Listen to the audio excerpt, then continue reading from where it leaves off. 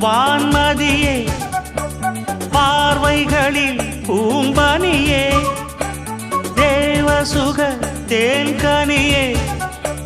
மோக பரிபூரணியே